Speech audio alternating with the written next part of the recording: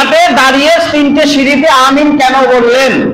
আল্লাহর নবী জনাবে মুহাম্মদ রাসূলুল্লাহ সাল্লাল্লাহু আলাইহি ওয়াসাল্লাম তিনি যখন সাহাবায়ে কেরামরা জানতে চাইলেন, সাথী বর্গরা যখন প্রশ্ন করলেন, ইয়া রাসূলুল্লাহ অন্যদিন তো এইভাবে আপনি আমিন আমিন আমিন আল্লাহুম্মা আমিন বলে ওঠেননি, আপনি তো যখনই সমতল থেকে কাটে এই সিঁড়িতে প্রথম ধাপে পা দিতেন তখন আপনি বলতেন আসসালামু আলাইকুম, এছাড়া দ্বিতীয় কোনো শব্দ আপনার জবান থেকে আমরা শুনিনি। যাব আজকে যেভাবে শুনতে পেলাম, একবার নয় দুইবার নয়, তিনটি ধাপে পা রেখে আপনি এত মধুর সুরে, এত মর্মাহত অবস্থায়, আপনি এত শোকাহত অবস্থায় আপনি বললেন, আমরা বকাবুর হয়ে গেলাম, আমরা অবাক হয়ে গেলাম, আপনি কেন বা এরকম বললেন?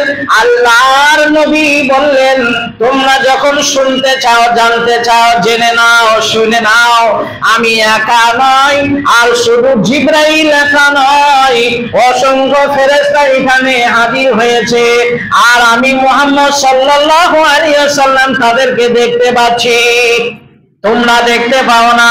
তবে ওই ফেরেশতার সঙ্গে যে লিডার ছিল হযরতে জিবরাইল, জিবরাইল ফেরেশতা যে আল্লাহর কাছ থেকে ওহী নিয়ে এসে আমি মুহাম্মদকে দিয়েছে, শুধু তাই নয়, আল্লাহর কাছ থেকে ওহী এনে হযরত আদমকে দিয়েছে, হযরতে নূহকে দিয়েছে, হযরতে ইব্রাহিমকে দিয়েছে, ইসমাঈলকে দিয়েছে, ইদ্রিসকে দিয়েছে, এইভাবে হযরত ঈসা থেকে দিতে দিতে দিতে আমি মুহাম্মদ সাল্লাল্লাহু আলাইহি সাল্লাম পর্যন্ত যে ফেরেশতাটা আল্লাহ মোতায়েন করেছেন, ওই ফেরেশতা এসে আমার সামনে দাঁড়িয়ে বদদুয়া শুরু করলেন। কি বদদুয়া?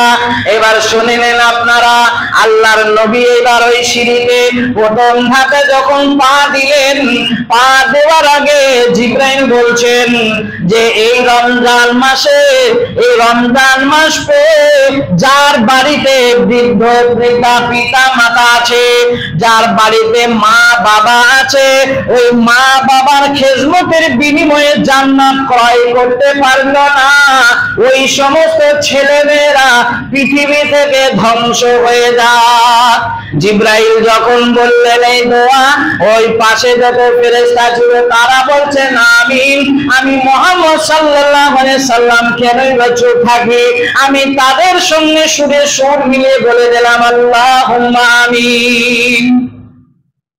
বদদুয়া আল্লাহ নবী করেছেন না, কে করেছেন বদদুয়া? জিবরাইল ফেরেশতা করেছেন। আমিন যোগদান করেছেন নবী মুহাম্মদ সাল্লাল্লাহু আলাইহি ওয়াসাল্লাম। আবার দ্বিতীয় ধাপে যখন পা দিলেন, আল্লাহর নবী শুনলেন কানে কি, হযরত জিবরাইল বললেন 11টি মাস যারা অন্যায় করেছে, অত্যাচার করেছে, নির্যাতন করেছে, জুলুম করেছে, পরনিন্দা পরচর্চা করেছে, হারাম খেয়েছে, আর মানুষের সঙ্গে চালাকি করেছে, ধোঁকা দিয়েছে, এই 11টি মাস যত রকমের নোংরামি আর ভণ্ডামি, এই রমজান মাস পাওয়ার পরে সে যদি ত্যাগ না করতে পারলো, যদি আল্লাহর কাছে যদি ক্ষমা না চাইতে পারলো, তার জীবনের পাপ রাশিগুলো ক্ষমা করে জান্নাতের খাতায় যদি নাম লেখাতে না পারে, তাহলে ওই শ্রেণীর নারী পুরুষগুলো তারা যেন ধ্বংস হয়ে যায়। আল্লাহর নবী বললেন, যখন ফেরেশতারা দোয়া করতেন, আমি মুহাম্মদ বললাম আল্লাহুম্মা আমিন। কটা বললাম? দুটো। 3 নম্বর সিঁড়িতে যখন পা দেওয়ার আগে হযরত জিবরাইল আবার একটা বদদুয়া করলেন। সেটা হলো কি, যখন মুহাম্মদ সাল্লাল্লাহু আলাইহি ওয়াসাল্লাম এই মুহাম্মাদের নাম শোনার পরে যারা দরুদ পড়ে না, তারা পৃথিবীতে এখনো মুহাম্মদ বলে কে তাকে চিনতে পারেনি। সুতরাং ওই দরুদ না পড়নে ওয়ালা যারা নবীর নাম শোনার পরে দরুদ পড়তে পারলো না, ওই শ্রেণীর মানুষগুলো তারা পৃথিবী থেকে ধ্বংস হয়ে যায়। আমি মুহাম্মদ সাল্লাল্লাহু আলাইহি ওয়াসাল্লাম করলাম কি, তাদের সুরে সুর মিলিয়ে আমিও সঙ্গে বলে দিলাম আল্লাহুম্মা আমিন। তাহলে 3টি ইতিহাস কি?